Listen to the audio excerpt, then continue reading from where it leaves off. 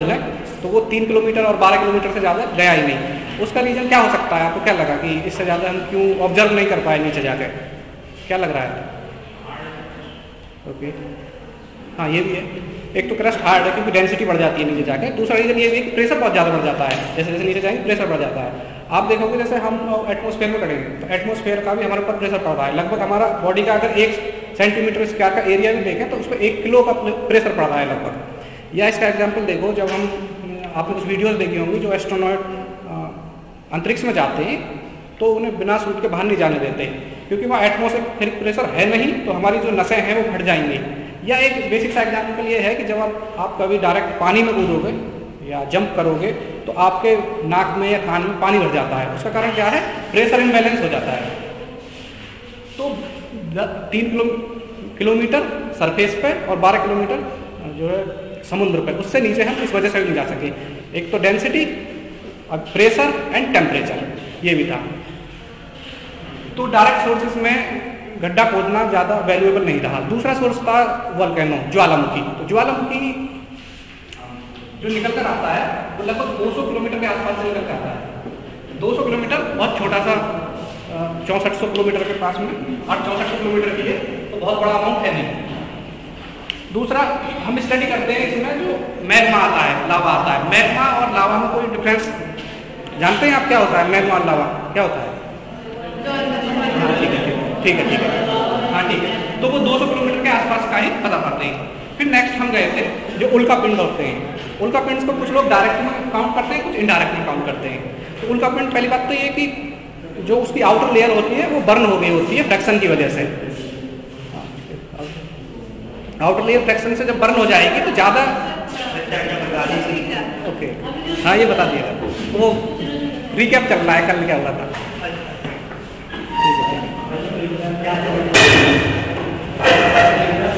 ठीक है, तो उल्का पिंड्स की जो बाहर वाली लेयर है बर्न हो जाती है। बर्न होने के बाद ज़्यादा अंदाजा हम लगा भी नहीं सकते। फिर एक इशू ये भी है कि उल्का पिंड आप देखते हो क्या बहुत ज़्यादा गिरते हैं?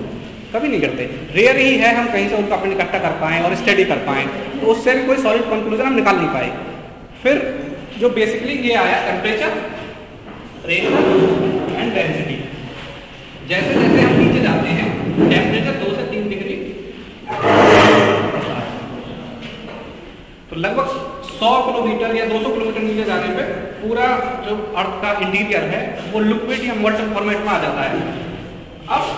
अब प्रेशर वाला कहता है कि जैसे जैसे प्रेशर में नीचे जाएंगे, प्रेशर बढ़ने से मेल्टिंग पॉइंट बढ़ेगा तो अर्थ जो है डेंस फॉर्मेट में रहेगी, पिघलेगी नहीं। तो ये दोनों कॉन्ट्राडिक्शन हो रहे थे एक बार में। फिर कुछ कंक्लूजन इससे हम निकाल पाए डेंसिटी से।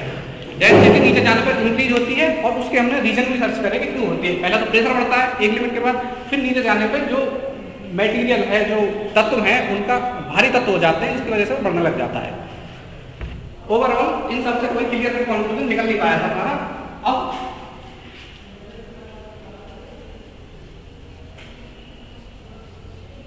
जो मेन मेथड है वो है भूकंप शास्त्र, सिस्मोलॉजी के थ्रू। सबसे पहले समझते हैं भूकंप। भूकंप वेव्स के थ्रू आता है। तरंग क्या है? तरंग एनर्जी का एक फ्लो है। हाँ, एनर्जी फ्लो। जैसे तरंग सोच के देखो, 2 तरीका के हमने, यांत्रिक तरंग, मैकेनिक्स यांत्रिक, और इलेक्ट्रोमैग्नेटिक वेव्स। ठीक, यांत्रिक तरंग में 2 तरंग आई, अनुदैर्ध्य यानी लॉट,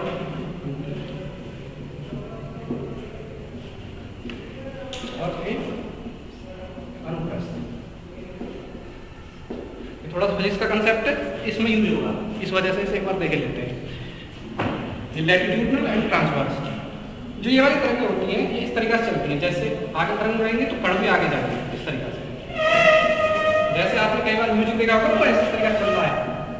ये वाली तरंग चलती है जब आगे जाएगा इस तरीके से, यानी तरंग जैसे आगे जाएगी कणों का मूवमेंट इस तरीका से होगा, यानी कि वर्टिकल। जैसे आप किसी तालाब में पत्थर फेंक के मार दो तो उसमें मूवमेंट इस तरीका का होगा। ये तो इन दोनों कंसेप्टों को हम यहाँ यूज करेंगे। एक बार सुन लीजिए।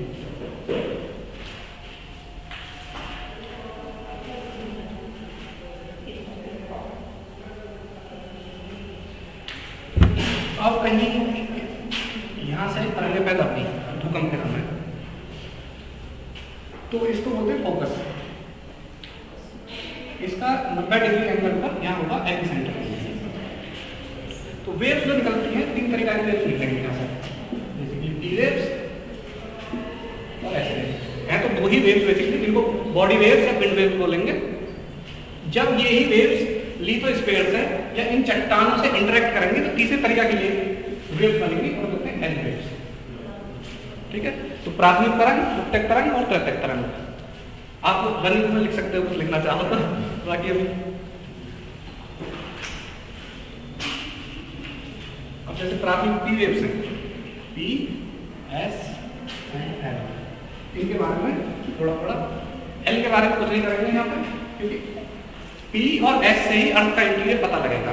क्योंकि हम भूकंप नहीं पढ़ रहे हैं, भूकंप की हेल्प से हम ये जानना चाह रहे हैं कि अर्थ का इंटीरियर क्या है। तो इस सब में एल की जरूरत नहीं पड़ेगी। पी और एस जब थर्ड पेपर में डिजास्टर मैनेजमेंट या नेचुरल हजार्ड्स पढ़ेंगे, वहाँ पर भूकंप पढ़ेंगे तो वहाँ पर एल वेव्स पढ़ेंगे, क्योंकि एल वेव्स ही सबसे ज़्यादा घातक होती हैं, वो सबसे ज़्यादा डिजास्टर्स होती हैं। लेकिन यहाँ पर पी और एस का यूटिलाइज करना है। सबसे पहले समझते हैं गति। जो पी वेव्स होती है उसकी गति होती है सर्वाधिक। जब गति सर्वाधिक होगी तो सबसे पहले कौन सी वेव हम महसूस करेंगे? पी वेव महसूस करेंगे, सबसे तेज आ पाएगी। लेट सपोज अफगानिस्तान में कोई एपिसेंटर है, वहां पी वेव जनरेट हुई और देखो भूकंप जनरेट हुआ वहां पे, तो सबसे पहले कौन सी वेव्स आएंगी हमारे यहाँ? P waves. एस वेव्स की वेलोसिटी लगभग आधी होगी, p/2। फिर समझते हैं कि ये वाली तरंग होंगी अनुदैर्ध्य। अनुदैर्ध्य का सेंस है कि जो मूवमेंट होगा तरंगों का और जो मैटर होगा उसको वो इस तरीका से करेंगे। जैसे भूकंप आए तो पंखा इस तरीका से हिलेगा।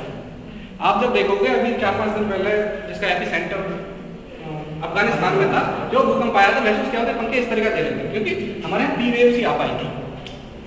ये कैसी होगी? अनुप्रस्थ ट्रांसवर्स। इसमें मूवमेंट कैसे होगा? इस तरीका से। मान लो ये पंखा है, ऐसे ना हिलके ऐसे हिलेगा, फिर नीचे गिरेगा, बिल्डिंग कोलैप्स करेगी। ये हुआ। एक देखते हैं कि ये गति किस किस में है, जैसे ठोस, द्रव और गैस, ये तीनों में मोशन कर सकती है पी वेव। लेकिन एस वेव केवल ठोस में करेगी, गैस में नहीं करेगी, द्रव में नहीं करेगी। कितना क्लियर है?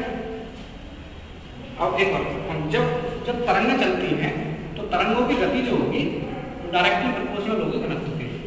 इसका मतलब ये हुआ कि जैसे आप साउंड वेव्स लें, साउंड वेव्स एक तो गैसियस मीडियम है, यानी कि नॉर्मल वातावरण है, एक है वुड, एक है वाटर और एक है कुछ आयरन रॉड। तो इन सब में सबसे तेज जाएंगे जिसका घनत्व ज्यादा होगा। घनत्व सबसे ज्यादा है लोहे का, तो गति सबसे ज्यादा होगी लोहे में।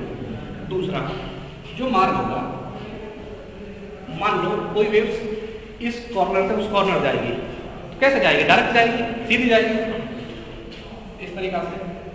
लेट्स सपोज ऐसे जाएगी। लेट्स सपोज हम मीडियम चेंज हो गया, तो ये क्या करेगी? चेंज हो जाएगी। तो मार्ग ये इतना ठीक है ना। अब आगे इन सब इंफॉर्मेशन से ये समझ सकते हैं कि कैसे हम इंटीरियर के बारे में जान पाएंगे। जैसे ये अर्थ है,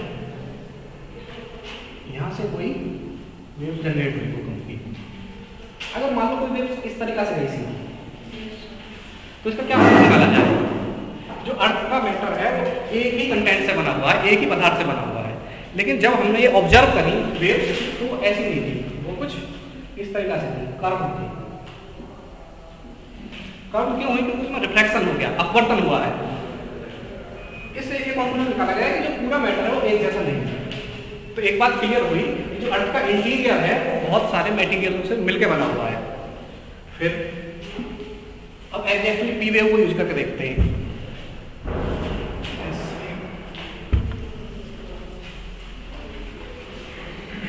अर्थ होगी ये क्रस्ट एंड ये इनर कोर, ये आउटर कोर, ये मेंटल और ये क्रस्ट। ठीक है, कोई वेव यहाँ जनरेट। अभी पी वेव की क्वालिटी समझते हैं। पी वेव तो यहाँ से चली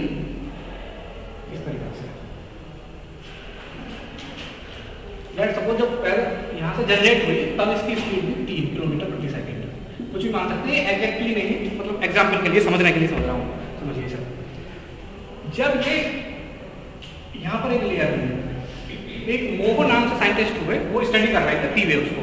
उन्होंने देखा कि जब ये जनरेट होने के बाद एक लेयर आई जहाँ पे इसकी स्पीड 5 किलोमीटर प्रति सेकंड होगी और वेव्स इस तरीके से घूम रही। तो उन्होंने देखा कि यहाँ कुछ मटेरियल बदला है, तो तब पता लगा है यहाँ मोहो डिसकंटिन्यूटी है। डिसकंटिन्यूटी का मतलब होता है कि दो रीजन है, उनके बीच में एक कॉमन सा क्षेत्र होगा, असांतत्य बोलते हैं हिंदी में, यानी कि जो संक्रमणकारी क्षेत्र, ट्रांजिशनल जोन है, तो इसका नाम दिया गया है यहाँ पे मोहो एसल। इस तरीके से वेव्स नहीं, ये पी वेव्स के बारे में बात कर रहे हैं और वेलोसिटी बढ़ती ही गई, ये मेंटल में चल रही है यहाँ पे। जब ये वेव यहाँ आई ऐसे, तो ये दोबारा से रिफ्लेक्ट कर रही है इस तरीके से। पहले इसकी स्पीड जैसे जैसे नीचे जा रहे थे ऐसे बढ़ गई थी, 3, 5, 9 होता है, लेकिन जब वो ये यहाँ आई इसकी स्पीड 16। इसका मतलब क्या हुआ, जिस स्पीड से ये वेव यहाँ से यहाँ तक स्पीड इंक्रीज कर रही थी, उतनी स्पीड से यहाँ नहीं बढ़ी, ऊपर से रिफ्लेक्ट हो गई। इसका मतलब यहाँ कुछ अलग है और सॉलिड तो नहीं है, क्योंकि स्पीड उतनी तेजी से बढ़ रही है, मतलब बिल्कुल ऐसा तो नहीं है, ऐसा ही है। फिर यहाँ आई, यहाँ स्पीड और बहुत तेजी से स्पीड करी, रिफ्लेक्ट तो हुई, बहुत तेजी से 25 हो गई यहाँ से। तो ये कंक्लूजन निकाला गया कि यहाँ की डेंसिटी बहुत ज्यादा है और फिर ये वेव्स इस तरीके से रिफ्लेक्ट होकर ले जाती है। ऐसे ही ये वेव्स इधर आई, रिफ्लेक्ट हुई और फिर जो लगभग ये वाला रीजन था, ये यहाँ पर पी वेव डिटेक्ट ही नहीं हुई, तो इसको बोला गया शैडो जोन ऑफ पी, छाया।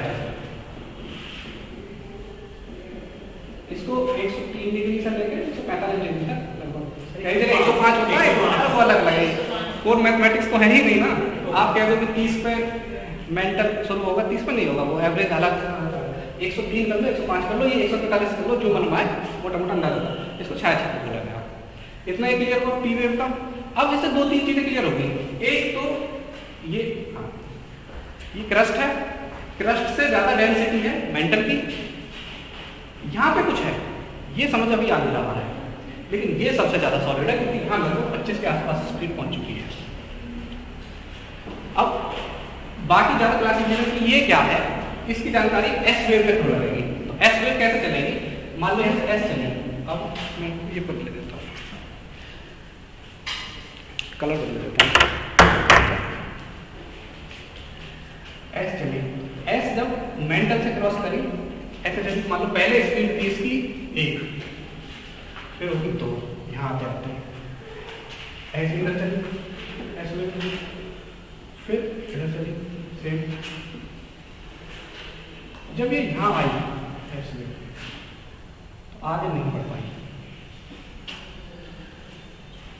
ये कैसे पता लगा होगा हमें आगे नहीं बढ़ पाई, क्योंकि इस पूरे रीजन में एस वेव डिटेक्ट हुई ही नहीं। तो ये क्या कहलाया, एस का छाया शैडो जोन। अभी यहाँ पढ़ी है, तो ये तो सोचने वाली बात है। अभी हमने एक क्वालिटी पढ़ी थी कि जो एस वेव है वो गैसियस, गैस और द्रव में मूव नहीं कर सकती। तो ये या तो गैस है या द्रव है, लेकिन एक बार सोच के देखिए, इतने नीचे जाकर जब इतना हाई प्रेशर है, कोई भी कंटेंट गैस में रह ही नहीं सकता। और जबकि दूसरी बात, यहाँ हमने जब पी वेव पढ़ रहे थे तो यहाँ स्पीड पी वेव की 14 थी, अब 16 है, बढ़ी लेकिन कम स्पीड से बढ़ी, तो गैस हो जाता तो और घट जाती, बहुत तेजी से घट जाती। ये शायद ऐसा होता कि ये 3 ही रह जाती, लेकिन नहीं हुई, वो 16 हुई। तो ये कंक्लूजन कर रहा है कि ये किस स्टेट में है, लिक्विड स्टेट में है, द्रव अवस्था में है। तो किस कंक्लूजन पर पहुंचे हम, आफ्टर ऑल क्रस्ट, मेंटल और बाह्य कोर और आंतरिक कोर।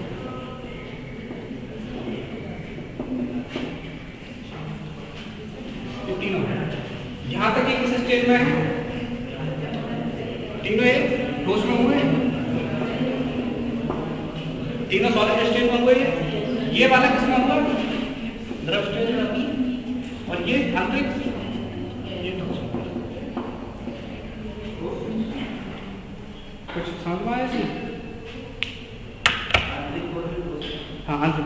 बिल्कुल।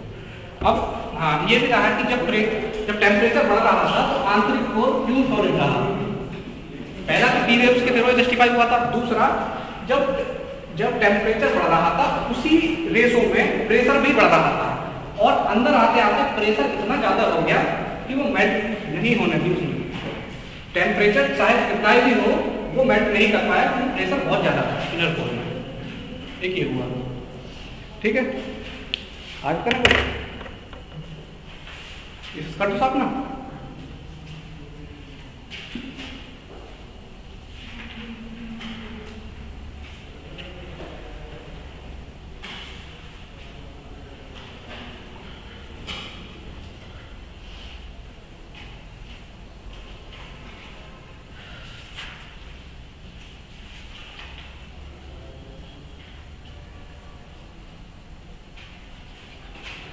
आदमी देखते हैं तो कैसा लगता है।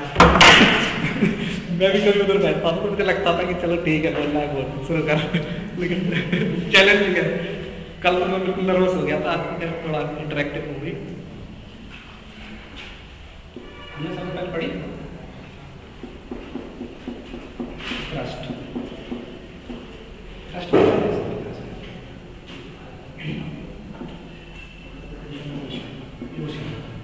लगभग कितनी रेंज है इसकी? 30 किलोमीटर।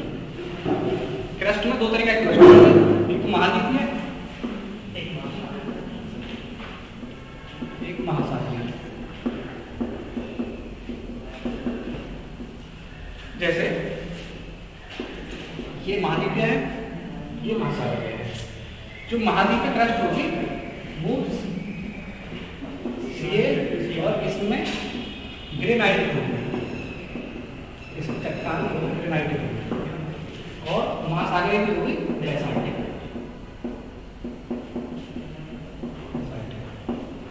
इसमें ठीक है ना। डेंसिटी किसकी ज्यादा होगी? महासागरीय क्रस्ट की या महाद्वीपीय क्रस्ट की? महासागरीय। और महासागरीय महाद्वीपीय, ठीक है। हाँ, और अगर इसकी वो देखें गहराई कितनी होगी? महाद्वीपीय कितनी होगी? सर आप क्या महाद्वीपीय गहराई कितनी होगी? लगभग 30 किलोमीटर का एवरेज। जैसे एवरेस्ट के नीचे 30 नहीं होगी, एवरेस्ट के नीचे तो ज्यादा होगी ना। हाँ, वो 70 के आसपास पहुंच जाएगी, लेकिन एवरेज ये होगा। महासागरों के नीचे क्या होगा? क्रस्ट पतली होगी, वो लगभग 5 किलोमीटर का एवरेज होगा। इसके जस्ट नीचे क्या आएगा? यहाँ आएगी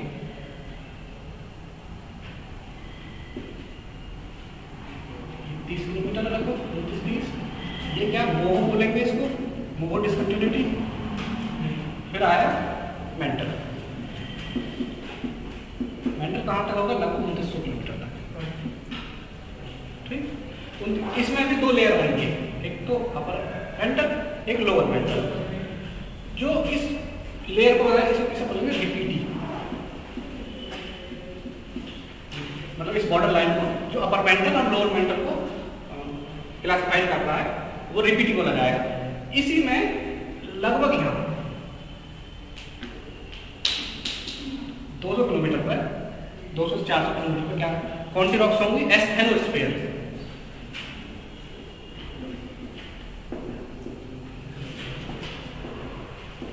एस्थेनो मतलब वीक, स्फीयर मतलब वो क्षेत्र, तो एस्थेनोस्फीयर। अब इस रॉक्स की पता कैसे लगी होगी? जब पी वेव्स मैंने जब दिखाया था, तो जब ऐसे 3, 5, 8 इस तरीका से नीचे जा रही थी, तो यहाँ भी ये देखा गया कि जो स्पीड है वो थोड़ा सा कम हुई। कम क्यों हुई? क्योंकि ये जेली लाइक स्ट्रक्चर है, लिक्विड नहीं है, जेली लाइक है। जेली कैसे? जैसे आपने टूथब्रश देखा होगा या प्लास्टिक टाइप का, हाँ फ्लूइड है। यहाँ तक हुआ, फिर अब आता है यहाँ से ये गुटेनबर्ग डिस्कंटिन्यूटी आई। फिर ये आया आउटर कोर और इनर कोर, आउटर और इनर, 6400 किलोमीटर के आसपास। आउटर कोर किसमें है? लिक्विड में। जब हमारी अर्थ रोटेट कर रही होती है तो जो ये आउटर कोर है ये लिक्विड है, ये भी रोटेट करेगा। इसमें क्या है, निकिल और लोहा यानी कि हैवी मेटल्स हैं। जब ये मेटल्स बहुत तेजी से रोटेट करेंगे तो चार्ज हो जाएंगे, आवेशित हो जाएंगे, और उससे क्या होगा कि अर्थ का जो इलेक्ट्रोमैग्नेटिक प्रॉपर्टी है वो जनरेट होगी। और अर्थ की इलेक्ट्रोमैग्नेटिक प्रॉपर्टी किसकी वजह से जनरेट होगी, आउटर कोर में जो लिक्विड रोटेट कर रहा है। इसकी इंपॉर्टेंस क्या है पहले समझते हैं।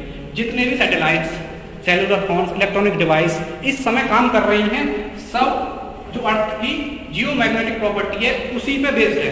अगर ये जियोमैग्नेटिक प्रॉपर्टी ना हो तो सैटेलाइट्स काम करना बंद कर दें। दूसरा, जो हमारी अर्थ है इसका जो इलेक्ट्रोमैग्नेटिक फील्ड है वो बाहर सन से है, सूर्य से भी इलेक्ट्रोमैग्नेटिक या सोलर रेडिएशन आ रहा है, उसको डिस्पर्स करता है, फैलाता है। सूर्य का जो इलेक्ट्रोमैग्नेटिक या सोलर रेडिएशन है वो सीधा अर्थ पे ना आए, उसको क्या करता है इस तरीका से नॉर्थ पोल और साउथ पोल की तरह, क्योंकि नॉर्थ पोल और साउथ पोल पे इलेक्ट्रोमैग्नेटिक ज्यादा होगी, इस तरफ कर जाएगा। कभी कभी क्या होता है कि जैसे साउथ पोल की तरफ जो सन का रेडिएशन है या कॉस्मिक रेडिएशन है वो अर्थ ने अपने इलेक्ट्रोमैग्नेटिक फील्ड जो इसकी वजह से जनरेट हुआ उसको साउथ पोल की तरफ कर दिया, और साउथ पोल पे बढ़िया हम कुछ लाइटिंग देखी हमने। क्या बोला उस लाइट को, ऑरोरा ऑस्ट्रोलिस, ठीक है। जब उसने नॉर्थ की तरफ किया तो नॉर्थ पोल पे यहाँ पे जब कई बार लाइटिंग देगी उन्होंने क्या बोला गया, ऑरोरा बोरेलिस। तो ये कहाँ से जनरेट हो रहा है, यहाँ से। अब इसका कॉन्टेक्ट इससे जो नहीं, इससे नहीं है, ये तो मैंने एप्लीकेशन बताया। ये आउटर कोर में जो मेटल्स हैं, जो हैवी मेटल्स हैं वो रोटेट कर रही हैं। आपने देखा होगा जैसे बिजली की मोटर देखिए ना, उसमें हैवी मेटल्स रोटेट करते हैं तभी तो इलेक्ट्रोमैग्नेटिक इफेक्ट होता है। ऐसे जब ये रोटेट किया होगा तो इसने पूरे अर्थ को इलेक्ट्रोमैग्नेटिक प्रॉपर्टी प्रोवाइड करी, और उस इलेक्ट्रोमैग्नेटिक प्रॉपर्टी का क्या यूटिलाइजेशन हुआ हमारे यहाँ, सैटेलाइट कम्युनिकेशन और सब चीजें। और ये ठीक है, मूवीज देखते हो, एक हॉलीवुड मूवी है the core, Hollywood movie the core, American को ये रहता है ना कि हम दुनिया बचाएंगे, एस्टेरॉइड आ गया, तो उन्होंने इस पर भी मूवी बना दी है। उन्हें ये पता लगा कि एक साल में क्या होगा, ये जो कोर है ये घूमना बंद कर देगी। जैसे ही इसने घूमना बंद कर दिया तो जो अर्थ का इलेक्ट्रोमैग्नेटिक प्रॉपर्टी है वो खत्म हो जाएगी। खत्म होते ही सब सैटेलाइट कम्युनिकेशन, सोलर और कॉस्मिक रेडिएशन कहने का मतलब मरने वाले हैं ये। तो फिर वो एक मतलब व्हीकल्स बनाते हैं, अंदर जाते हैं या विस्फोट करके आते हैं और एक दोबारा मतलब वो तो फिक्शन है, लेकिन वो यहाँ से इस तरीके से समझ सकते हैं। फिर आते हैं इनर कोर में। इनर कोर कैसा है, सॉलिड है, डेंस है, ठीक। इसकी हर स्टेट लगभग समझ में आ गई ना, कुछ क्लियर हुआ या उस पर नहीं समझ रहा हूँ, ऐसा तो नहीं है।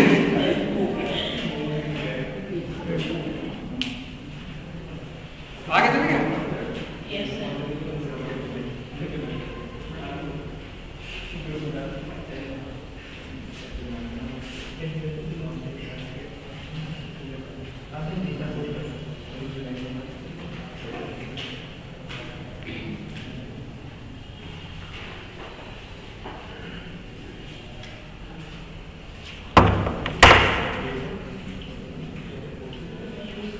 इस तरीके से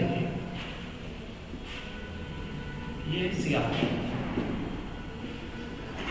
इसके नीचे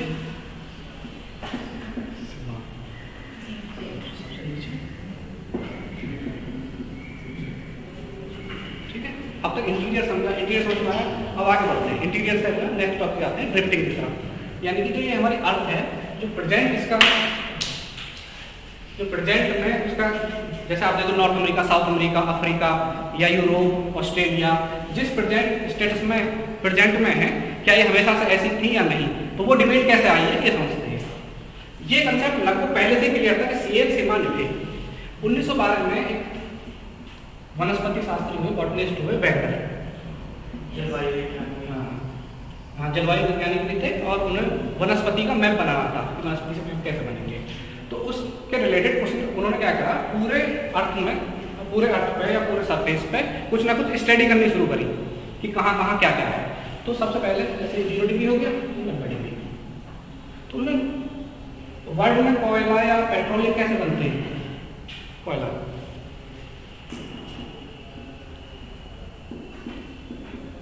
पेट्रोलियम ये कैसे बने होंगे, क्या अंदाजा है?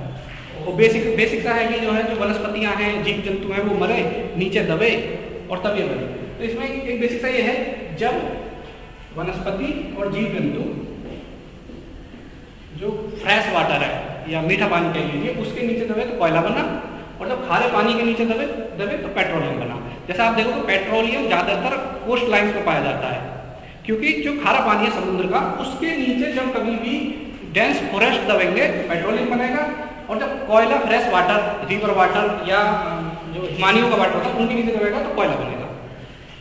ऐसे स्टडी करते करते वो पहुंचे नॉर्थ में, नॉर्थ में यूरोप में देखा, फ्रांस, रसिया में देखा या स्वीडन में देखा। यहाँ पर उन्होंने कोयला देखा। कोयला देखते ही उनके दिमाग में दो ही बात आई जो हम सोच रहे हैं कि क्या यहाँ कभी डेंस फॉरेस्ट थे? अब तो वहाँ डेंस फॉरेस्ट नहीं है क्योंकि बहुत ठंडा इलाका है, तो पहले रहे होंगे शायद। दूसरा बात, जब रहे होंगे तो नीचे दबे होंगे। फिर वो आए इंडिया की साइड, प्रायद्वीप के भारत, अफ्रीका, दक्षिणी अमेरिका और ऑस्ट्रेलिया।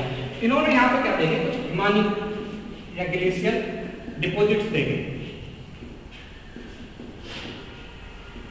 हिमानी ग्लेशियर का मतलब जैसे कोई ग्लेशियर है, ग्लेशियर आइस होता है, आइस क्या होगा, जो सरफेस है उसको रब करेगा, रब करके बहुत पतला चूर्ण सा बना देगा, वो ग्लेशियर डिपॉजिट्स में आएंगे।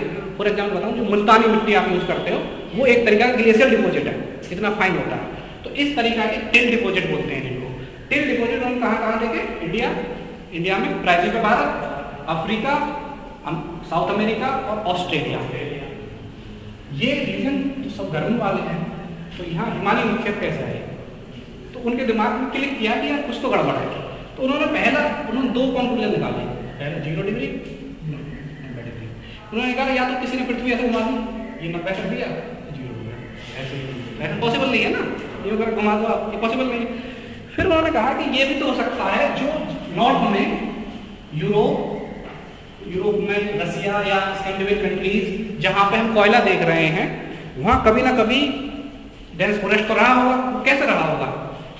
वो इक्वेटर के आसपास शायद रहे हों, भूमध्य रेखा के आसपास रहे हों।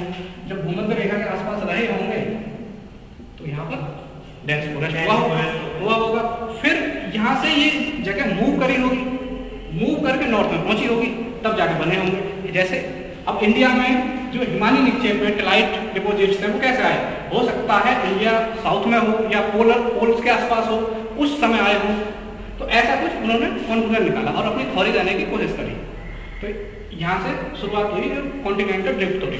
अब वैगनर से पहले भी बहुत सारे साइंटिस्टों ने ये संकल्पना दी थी कि कॉन्टिनेंट ड्रिफ्ट हुए हैं। एंटोनियो श्नीडर थे और कई सारे थे, एफ बेकन थे, वो ऑप्शन पढ़ते हैं।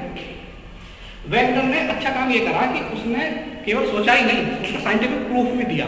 और थ्योरी को जैसे साइंस में थ्योरी जो होती है वो कुछ इस तरीका से होती है कि पहले हम बेसिक असम्पशन मानते हैं, फिर उनके लिए एविडेंस कलेक्ट करते हैं और फिर उन्हें रिसर्च की तरह सबके सामने, दुनिया के सामने रखते हैं और दुनिया के लोग चैलेंज करते हैं और फिर हम साबित करते हैं नहीं हम सही हैं, हम गलत हैं, तब थ्योरी आती है। तो वैगनर पहले आदमी थे जिसने कॉन्टिनेंटल ड्रिफ्ट थ्योरी, महाद्वीप के विस्तार में सिद्धांत दिया। तो सबसे पहले ये समझ में आए कि ये डिबेट कैसे शुरू हुई कॉन्टिनेंटल ड्रिफ्ट की। ठीक है,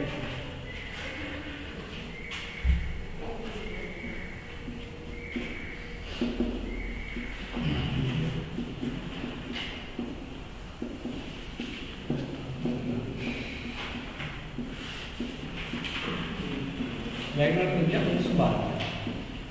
तो सबसे पहले कुछ अजम्पशन मानी होंगी, पहले मान्यता मानी होंगी। जैसे मान्यता क्या मानी? जैसे क्रस्ट है और मेंटल है, ये बना है सियाल से और ये बना है सिल्क से। तो ये बेसिक अजम्पशन है, सबको पता है। उन्होंने कहा सियाल जो है सीमा पे फ्लोट कर रहा है, तैर रहा है।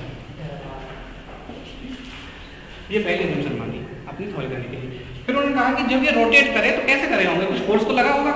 तो उन्होंने फिर बाद में दूसरी मान्यताओं में बल, जो फोर्स था वो क्या था? पहला तो लगाया उन्होंने ज्वारीय फोर्स, टाइडल फोर्स वही है जो सन और मून के ग्रेविटेशनल फोर्स की वजह से लगता है। उन्होंने कहा कि इसकी वजह से वेस्टवर्ड मूवमेंट हुआ, यानी पश्चिम की तरफ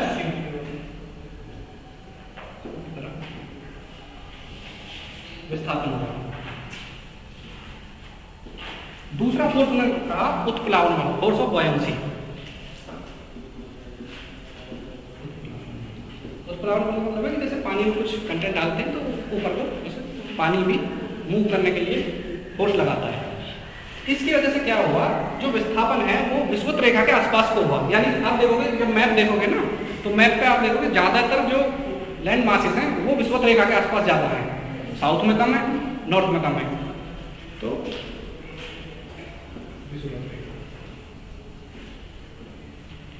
उन्होंने सबसे पहले अपना जो सिद्धांत था प्रूव करने के लिए ये मान्यताएं मानी, जो उनके दिमाग में पहले से तो परफॉर्म बन ही गया था कि यहाँ कोयला कैसे आया, यहाँ पेट्रोलियम कैसे आया, यहाँ टिलाइट डिपॉजिट कैसे आया, भारत में हिमानी के निक्षेप कैसे आ गए, उसे साबित करने के लिए पहले जो मान्यताएं मानी।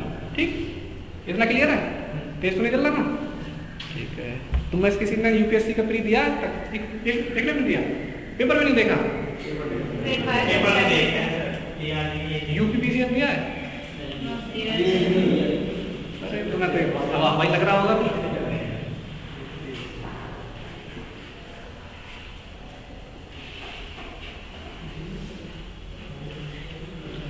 ये प्री में नहीं आता है, मेंस में आता है। प्री में कम पूछते हैं इससे जो हम पढ़ रहे हैं, तभी तो लग रहा था कि चेहरे पर मेंस में आता है भाई, ऑप्शनल में नहीं, जीएस में।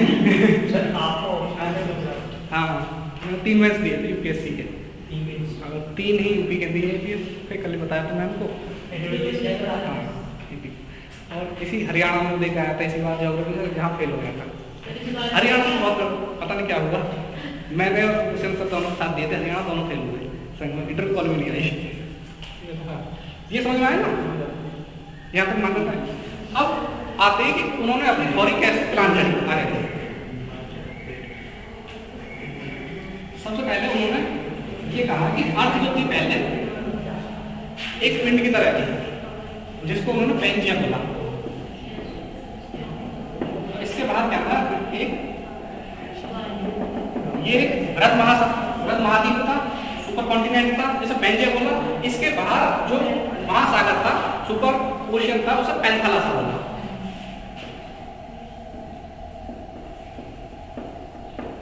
ठीक, उसके बाद क्या हुआ, उन्होंने कहा कि एक, जैसे मैं आपसे कहूँ कि गुप्ता पीरियड, गुप्त काल, मौर्य काल, महाजनपद काल, इससे आपको क्या सेंस लग रहा है कि मैं ज्योग्राफी के कुछ कालों के बारे में, टाइम फ्रेम के बारे में बात कर रहा हूँ। अभी मैं ये बोलूँ कार्बोनिफेरस पीरियड, तो ये ज्योग्राफी का टाइम पीरियड है। जैसे हिस्ट्री में गुप्ता काल है, ऐसे ही ज्योग्राफी में है।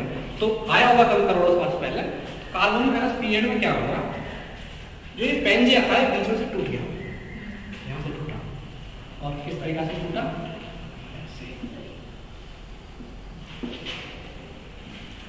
ये बार पेंथालसा रहा, ये पेंजिया 2 पार्टों में टूटा। इस नॉर्थ वाले को क्या बोला गया, लॉरेशिया लैंड या अंगारा लैंड, और इसको क्या बोला गया, गोंडवाना।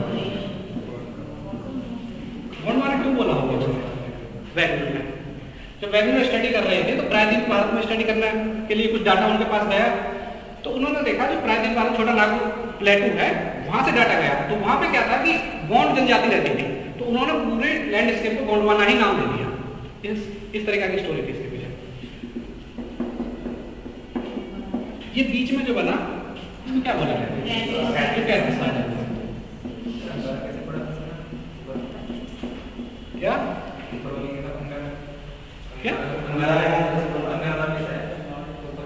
क्या करना है,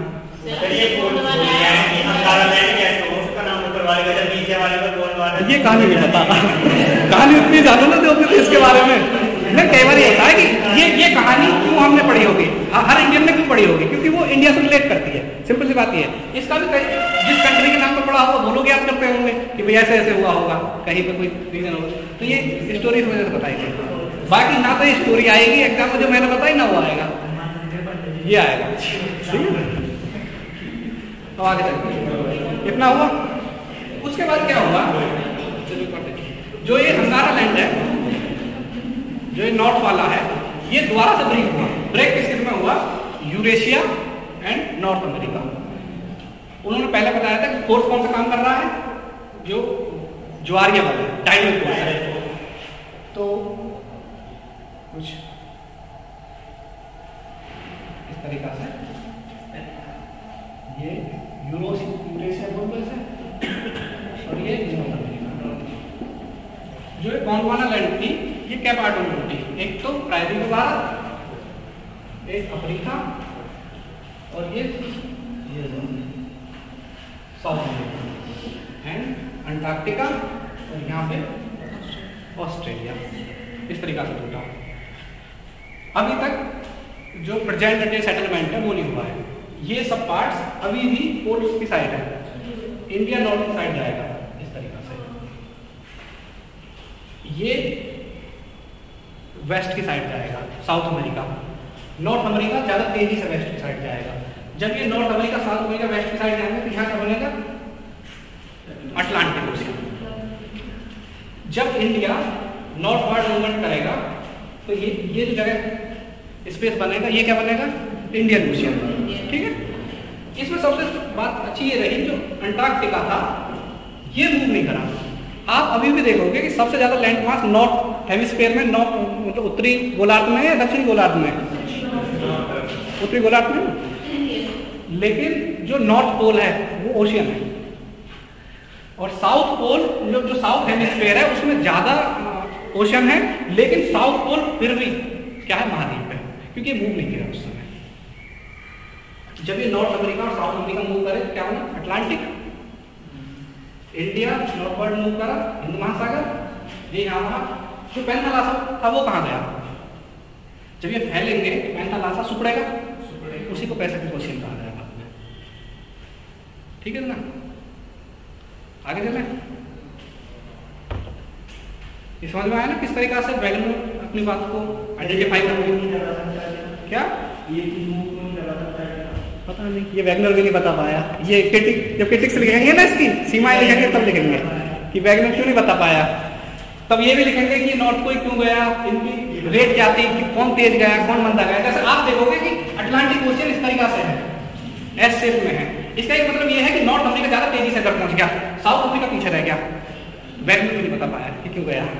ठीक है, तो जब सीमाएं लिखेंगे इसकी तब उसमें लिख देंगे, अच्छी बात है ये भी, क्योंकि अभी तो थोड़ी समझ रहे कि वैगनर दरअसल समझाना क्या चाह रहा था। तो इसमें फिर अभी तो ऐसे बोल दिया, हमने मान थोड़ी लिया, अभी वो कुछ प्रूफ देगा। तो पहले प्रूफ क्या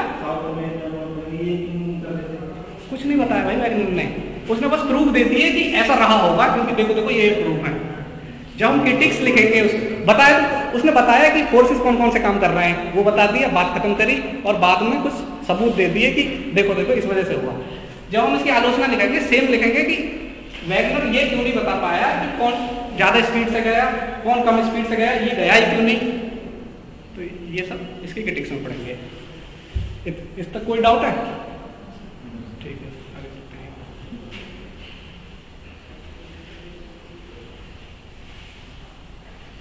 आपने मैप देखा है?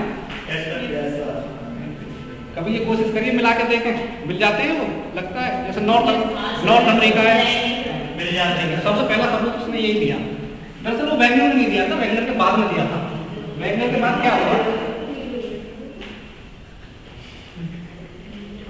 जब आप कोई भी ऑप्शनल पढ़ते हो ना तो ऑप्शनल के बारे में आप स्टोरी भी सीख ही जाते हो, तो वैसे ऑप्शनल है। जैसे एविडेंस क्या है, सबूत कह लो या प्रमाण कह लो, प्रमाण ठीक है। प्रमाण में सबसे पहले क्या था, जिग्सा मेथड।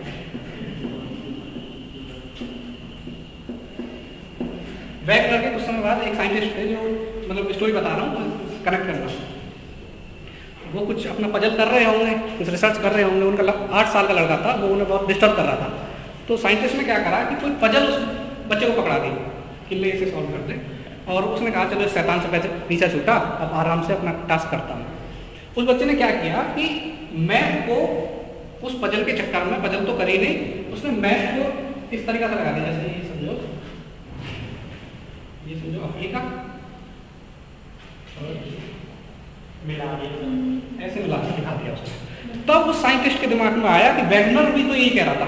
तो उसने जिग्सा फिट कहा कि आप एक एक जगह को दूसरी जगह से मिला सकते हो। तो पहला प्रमाण ये था। दूसरा प्रमाण क्या था, घाना का नाम सुना है आपने? कहाँ पर है?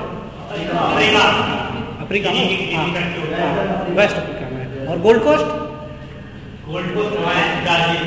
अफ्रीका का पुराना नाम ही गोल्ड कोस्ट है। हाँ, अफ्रीका का पुराना नाम गोल्ड कोस्ट। सॉरी घाना का, जो घाना वाला कोस्ट है उसको गोल्ड कोस्ट बोलते हैं। जब ब्रिटिशर्स आए थे या कॉलोनियल आए थे यहाँ पे ना घाना, हाँ, उन्होंने यहाँ पे देखा कि यार गोल्ड के डिपॉजिट्स हैं, प्लेसर डिपॉजिट्स बोलते हैं। फिर वो अंदर गए, लेकिन यहाँ पे सोने की खान उन्हें नजर नहीं आई, उनको समझ ही नहीं आया कि ऐसे कैसे हुआ, ये कहाँ से आए।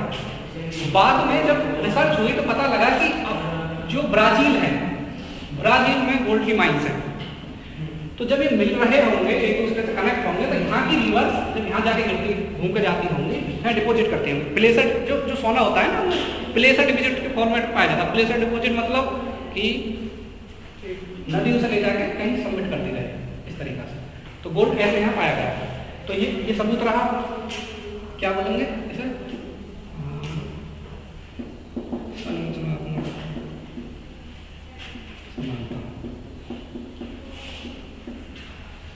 एक दूसरा प्रूफ ये रहा कि आपने अपलेशियन का नाम सुना है? अपलेशियन कहाँ है? यूएस में, ठीक है। आपने नॉर्थ अमेरिका, लेट्स सपोज ये नॉर्थ अमेरिका है, यहाँ पे अपलेशियन देखोगे, फिर अटलांटिक पार करोगे, स्कैंडिनेवियन कंट्रीज का नाम सुना है? कौन कौन सी हैं?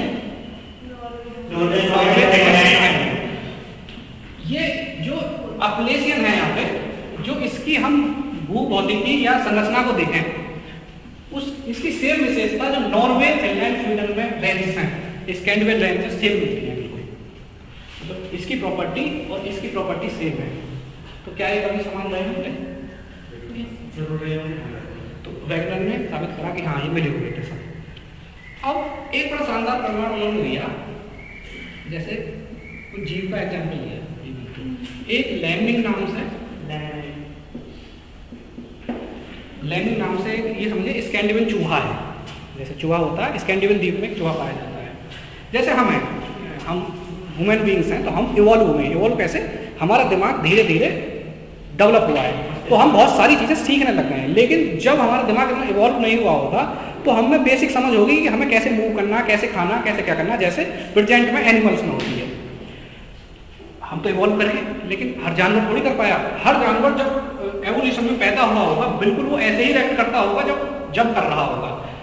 लैमिंग की टेंडेंसी पहले क्या देखा गया है, जैसे आपने फ्योर्ड पढ़े, फ्योर्ड क्या होते हैं? जैसे आप वेस्टर्न घाट देखोगे या समुद्री तट देखोगे तो समुद्री तट में क्या होता है, समुद्र है और फिर ऐसे भूमि आ जाती है। लेकिन स्कैंडिनेविया में क्या है, इनको क्या बोला गया?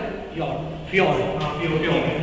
स्कैंडिनेवियन कंट्रीज में तो वहां एक लैमिंग की टेंडेंसी देखी गई। ये लैमिंग में चूहे थे, ऐसे जब उनकी पॉपुलेशन बढ़ जाती थी तो वो वेस्टवर्ड भागते थे, वेस्टवर्ड सामने भागते थे और यहाँ कर जाते थे, वहां सुसाइड कैसा करते थे। अब इसमें जैसे आप ये सोच के देखो, कोई भी एनिमल बीइंग है उसमें लिविंग इंस्टिंक्ट तो हमेशा होती है, हम हमेशा अपनी जान बचाना ही चाहेंगे। हम क्या कोई भी XYZ इंसेक्ट भी हो वो भी, लेकिन ये क्यों कर रहे थे? ये बात लोगों को परेशान करने लगी। फिर उस पर रिसर्च हुई तो पता लगा कि जब स्कैंडिनेवियन कंट्रीज यानी यूरेशिया नॉर्थ अमेरिका से जुड़ा हुआ था, तो जब इनकी पॉपुलेशन बढ़ जाती होगी तो नॉर्थ अमेरिका भाग जाते होंगे। मैप का अंदाजा है ना कि कहानी बात चल रही है, क्योंकि वरना फिर हवा में जाएंगे। उस समय उनकी प्रोग्रामिंग होगी कि कैसे जाना है, वेस्टवर्ड जाना है। वो प्रोग्रामिंग आज तक चल रही है, वो ऐसे ही कूद कूद के मर रहे हैं। एक एग्जाम्पल ये आज सेम एक एग्जाम्पल और समझिए इनके बिहेवियर, जीवों का व्यवहार से समझते हैं कि कैसे प्रूव होता है। जब भी अफ्रीका में आग लगेगी, अफ्रीका कॉन्टिनेंट में वहाँ के फॉरेस्ट फायर होगी, बुश फायर होगी, तो जो वहाँ के एनिमल्स होंगे वो भी वेस्टवर्ड भागेंगे सब। मेडागास्कर द्वीप कहाँ है? ये अफ्रीका है। जब मेडागास्कर में आग लगेगी ये भी पश्चिम की तरफ भागेंगे, क्योंकि इनको भरोसा है पश्चिम में कुछ भूमि है, क्योंकि यहाँ साउथ अमेरिका लगा हुआ था पहले। तो ये सब उनका बिहेवियर आज भी ऐसा है। ठीक, जो एनिमल्स होते हैं ना उनसे भी हम हिस्ट्री और ज्योग्राफी का बहुत अंदाजा लगा सकते हैं। जैसे इंडिया में आज भी चीता तो पहले से पाए जाते थे, अब दोबारा ले आए। टाइगर, तेंदुआ, लॉइन, यानी कि सब बिग कैट्स पाई जाती है हमेशा से। उनसे मिलती जुलती पाई जाती थी अफ्रीका में। तो इससे एक कंक्लूजन ये निकाला जाता है कि शायद ये कनेक्ट होंगे। दूसरा, जैसे अब जैसे जीवों के व्यवहार से बात चल रही है, थोड़ा सा आगे मैं और एक्सप्लेन करता हूँ। बात तो प्रमाण की चल रही है, लेकिन जैसे हमारे यहाँ सिकंदर आया, सिकंदर कब आया था? लगभग 2326, हाँ 2350 वर्ष पहले लगता है ना, तो वही 23 साल ही है, 2600 साढ़े तब आया था। जब सिकंदर पहली बार आया तो आपने मूवी देखी है, उसमें हॉलीवुड में आई है एक मूवी सिकंदर पहले।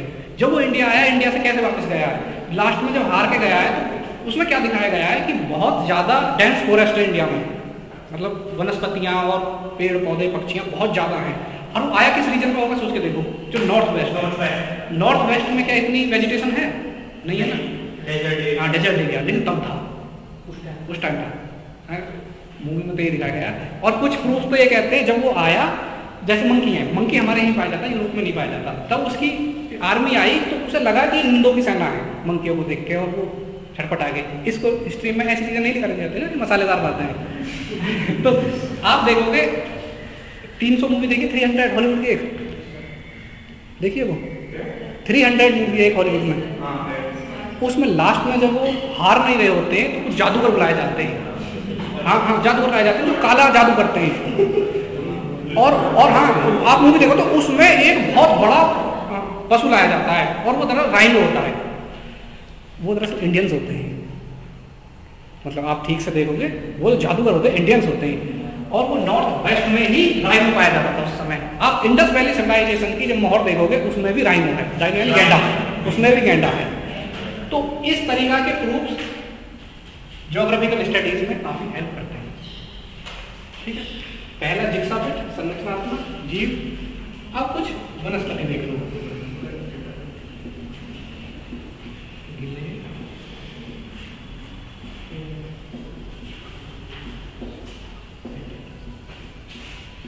ये ग्लोसोपिटेरस नाम से पौधा है। ये कहाँ कहाँ पाया गया?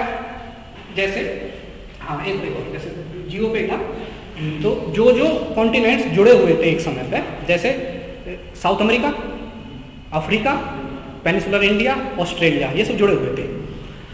तो यहाँ पे कुछ फॉसिल देखे गए। फॉसिल में क्या रहा कि कुछ फॉसिल्स, जैसे मान लो एक ही कोई जीव है, लेट सपोज क्या मान लें, लॉइन मान लेते हैं, तो किसी एक लॉइन का हेड मिला साउथ अमेरिका में, टेल मिली अफ्रीका में, और बीच की बॉडी मिली इंडिया में। ठीक है, पॉसिबल है। मतलब लॉइन नहीं होगा, कोई और होगा, ऐसे मिला। अब उसमें ये माना जा सकता हो सकता है माइग्रेट कर गया हो, कैसे घूम कर गया हो। लेकिन फिर एक पौधा देखा गया, ग्लोसोपिटेरस, जो जीएस में तो ये देखा है, और भी बहुत सारे हैं। इसके भी जीवाश्म बहुत सारी जगह, तीनों जगह मिले, जैसे south America, Africa, peninsular India और ऑस्ट्रेलिया। जिससे प्रूव हुआ कि ये पौधा तीनों जगह कैसे पाया गया, इसका फॉसिल, इसको कभी जुड़े हुए होंगे, और ये एक ही क्लाइमेट में रहे होंगे, तो जुड़े हुए होंगे, एक क्लाइमेट में रहे होंगे, बाद में सब बदल गया तो फॉसिल्स बचे, एक ही पाया गया। दूसरा, जैसे मैंने संरचनात्मक में एक पॉइंट रह गया था, जैसे अटलांटिक ओशियन है, अटलांटिक ओशियन का एक कोस्ट तो है America, north America and south America, दूसरा कोस्ट है यूरोप एंड अफ्रीका। ये हुए, मैप बनाना चाहिए था मुझे। अगली बार से जब मिलेंगे ना, आप मैप लेके आना, ऑक्सफोर्ड का स्टूडेंट एटलीस्ट लाना है सबको, क्योंकि उसमें मैप पर शुरू करेंगे। मैप पर तो किया है, शायद आप आंसर कर रहे हैं आप लोगों ने। तो उस चलो अटलांटिक ओशियन के जो दोनों तट थे उन पर क्या करा गया, तो उनकी स्ट्रक्चर देखी गई, वो सेम मिली, सेम संरचना दोनों तरफ पाई गई। एक ये भी था। इतने प्रूफ बहुत है। अब आगे बढ़ते हैं।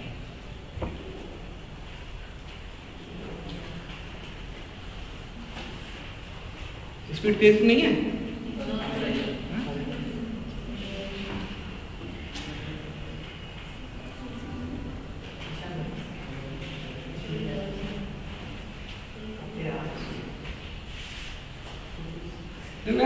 ज्योग्राफी ना बोरिंग सब्जेक्ट है। बोरिंग क्यों है? क्योंकि आप नहीं बोरिंग इस वजह से नहीं है कि आप ये सब चीजें फील नहीं कर सकते। आप हिस्ट्री पढ़ोगे तो आप समझ सकते हो कि अच्छा ये हो रहा होगा, लेकिन ज्योग्राफी में मैं आपको बताऊं कि ये लेमिंग यहाँ भी पाए, यहाँ भी पाए, ग्लोसोपिटेरस यहाँ भी पाए। एक तो नाम बहुत अजीब से हैं सब, दूसरा मैप फर्क है। मैप हर स्टूडेंट के दिमाग में होता नहीं है। अब जैसे तुम में से ही कई फ्रेंड्स ऐसे बैठे होंगे जिनके दिमाग में मैप है नहीं, उन्हें हवा भी नहीं लग रही होगी यार ये कहाँ जा रहा है।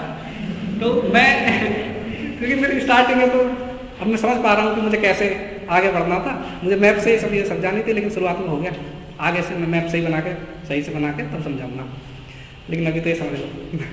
ठीक है, अब क्रिटिक्स करना है इनकी, मेरी बात कोई बंद होती है क्या यार? मैंने मेरे पे चलाने नहीं आते ये हो सकता है।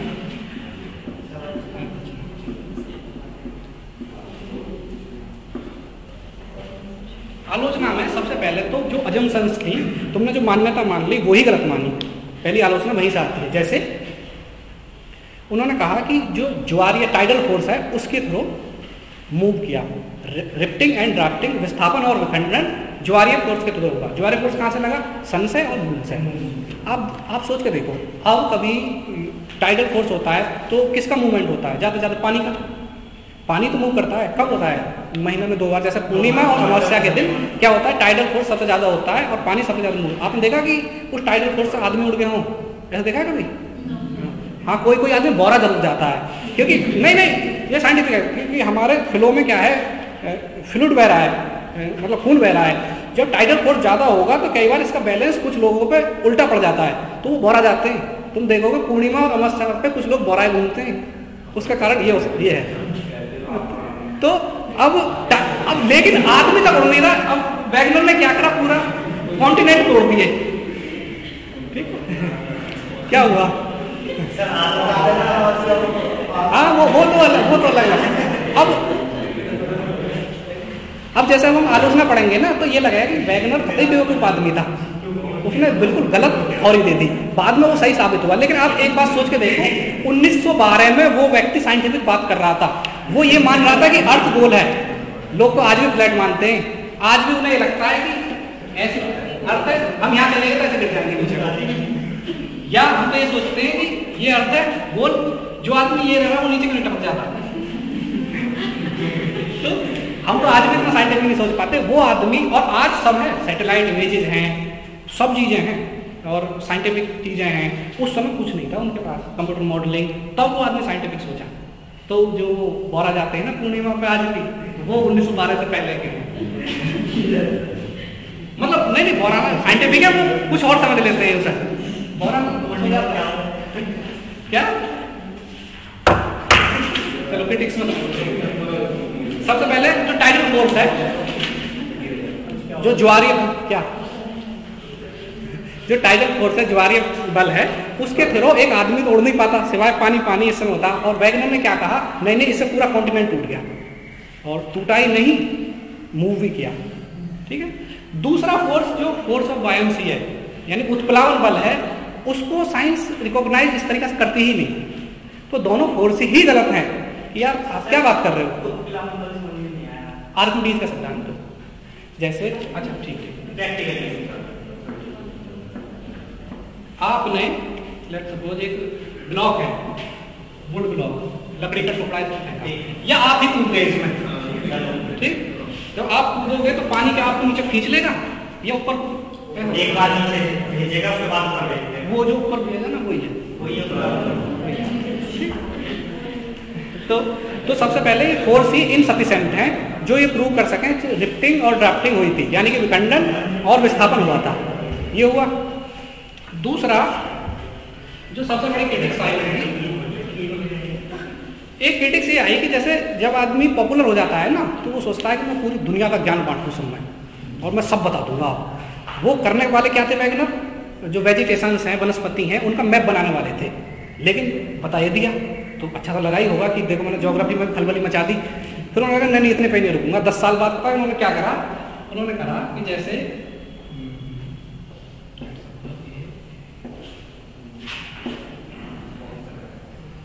नॉर्थ साउथ अमेरिका, ये नॉर्थ अमेरिका, ये रॉकीज, ये एंडीज। उन्होंने कहा कि अब मैं इनकी भी एक्सप्लेनेशन करूंगा कैसे बने। उन्होंने कहा जब ये मूव कर रहे थे ना वेस्टवर्ड, जो सियाल मूव कर रही थी और ये टकराई किससे, सीमा से, और ये जब टकराई फ्रैक्शन हुआ, फ्रैक्शन से ये फर्क हुआ। फिर बाद में उनसे पूछा गया हिमालय बताओ कैसे बना। तो ये क्रिटिक्स है एक। और दूसरी बात, जब अजम्पशन उन्होंने मानी थी कि सियाल सीमा के ऊपर तैर रही है, अब इन्होंने कहा ये टकरा कैसे रही है, ये बताओ ना। तो वैज्ञानिक साहब की आलोचना ध्यान करनी है, ठीक। एक आलोचना ये थी, पहली क्या थी, क्या बताइए पहली? फोर्सेस। दूसरी क्या? पहली मान्यता फोर्स और दूसरी मान्यता सियार सीमा पे तैरती है, लेकिन उन्होंने खंडन कर दिया बाद में। दूसरा उन्होंने कहा नहीं नहीं मैं यही नहीं बताऊंगा और भी बताऊंगा।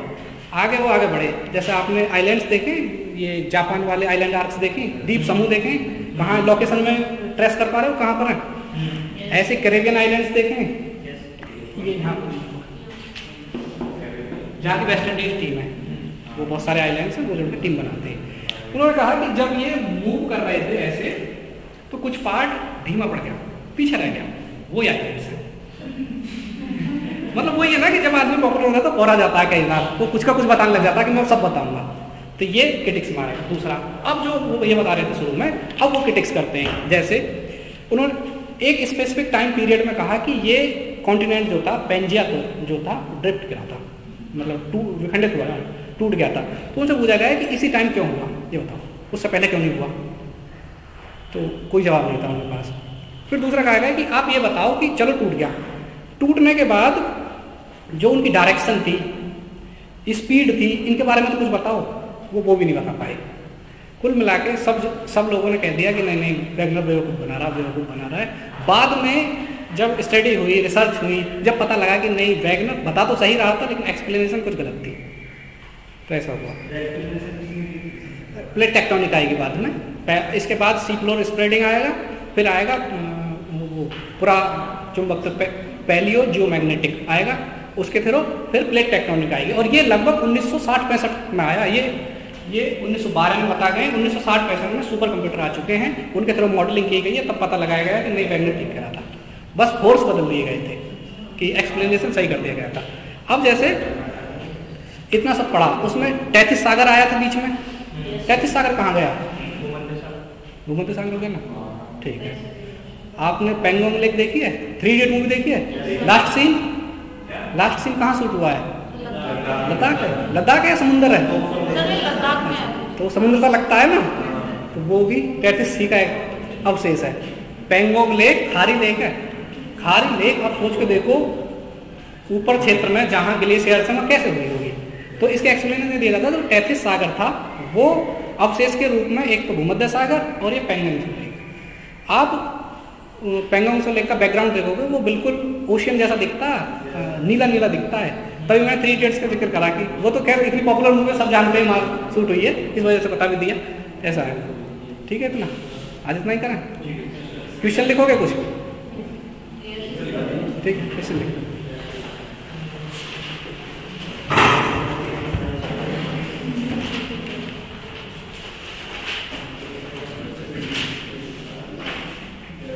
करना सर? ये लिखिए पहले तो, पृथ्वी की आंतरिक संरचना, पृथ्वी की आंतरिक संरचना तथा उसकी विभिन्न परतों का व्याख्या करें। Describe the interior of earth and it's layers.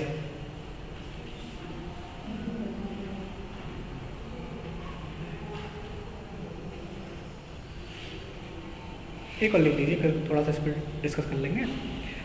भूकंप शास्त्र, सिस्मोलॉजी, यानी किस तरीका से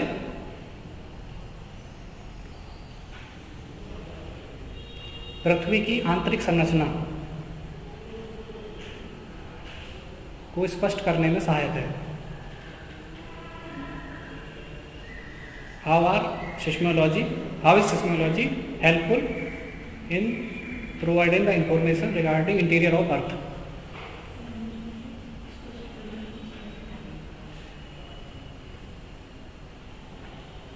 ट्राई करोगे लिखने का ये? ठीक है, एक और लिख लो। 2 कंसेप्ट पढ़े ना, 2 लिख लो, कोई नहीं, बस ये लिख लो कि वैगनर का महाद्वीपीय विस्थापन सिद्धांत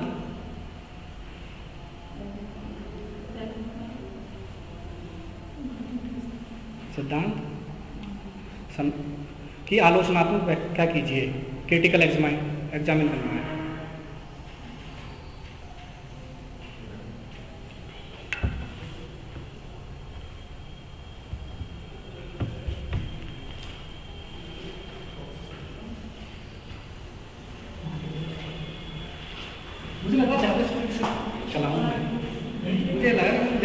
या मैंने लिखवाया नहीं इस वजह से ज़्यादा तेज लग रहा है मुझे।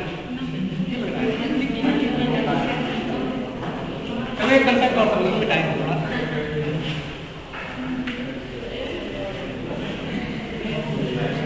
जैसे अभी समझोगे जा रहे हो क्या? हाँ ठीक है, एक समझ लेते हैं, वैसे भी सुनना ही है आपको तो कथा की तरह। ये ऐसा सब्जेक्ट है नहीं, पर मतलब जैसे हम इस सब्जेक्ट में आगे बढ़ रहे हैं, ये ऐसा सब्जेक्ट नहीं है। इसमें काफ़ी बोर्ड वर्क, मैप वर्क और डायग्राम्स वगैरह करके जो आपको भी मुझे भी करना होता है, पर 1-2 दिन हुआ है अभी करते हैं, ठीक है। जैसे उन्होंने पूछा कि वैगनर ने जो फोर्सेस थे वो गलत बता दिए, तो उनकी आगे व्याख्या की होगी किसी ने, सही तो बताया होगा, तो उसी पर आगे बढ़ते हैं कि किसने कहा। एक Arthur Holmes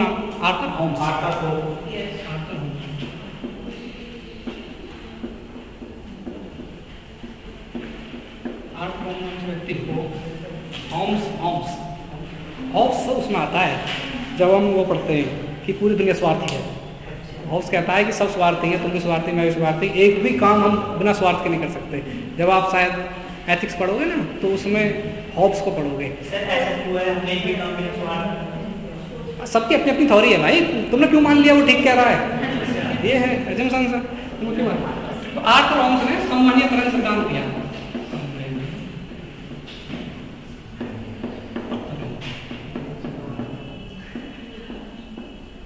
conventional current theory. सामान्यीकरण क्या होती है? सामान्यीकरण क्या होती है? कैसे बता दो? जैसे पानी को बॉईल करेंगे तो कोई चीज गर्म होगी तो गर्म, जो एनर्जी का वर्टिकल। जैसे आप चाय बनाते हो या पानी गर्म करते हो तो उसमें जो गैस तो नीचे होती है, तो ऊपर तक क्या होता है कि ये जैसे ऐसे जो गर्म पानी है वो ऊपर जाएगा और ठंडा पानी ऐसे नीचे आएगा, ये साइकिल चल रहा है। तो इनको बोलते हैं सामान्यीकरण। तो उन्होंने कहा कि अर्थ में भी कुछ ऐसा ही होता है। जैसे उन्होंने यहाँ बताया लेट्स सपोज ये अर्थ सरफेस है,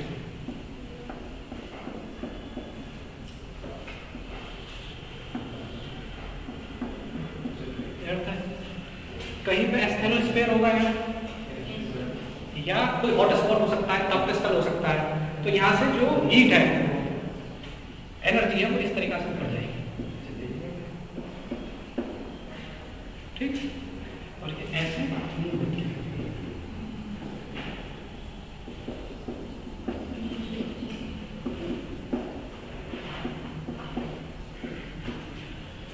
जो ये संवहन तरंग बनी, साइकिल बना, इसके थ्रू ये मूव करेगी, डाइवर्ट होगी, अभी अपसरित होगी। तो मतलब इसको सबसे ज़्यादा लोग प्रमाणित मानते हैं, मान्यता देते हैं ज्योग्राफी में कि ये वाला सिद्धांत ज़्यादा साइंटिफिक है। जो फोर्सेस वैगनर ने बताए थे वो साइंटिफिक कम है, साइंटिफिक है ही नहीं ऑलमोस्ट, तो ये ज़्यादा साइंटिफिक है। आर्थर होम्स का सामान्यीकरण सिद्धांत बताता है कि किस तरीके से मूव करती है। जैसे इसी में हमने जैसे जब क्रस्ट पढ़ा था, फिर मेंटल पढ़ा था। मेंटल में क्या लेयर पड़ी थी? 2, ऊपरी मेंटल और निचला मेंटल, उसमें 2 होती है। यहाँ लगभग 400 किलोमीटर पर एस्थेनोस्फीयर होगा,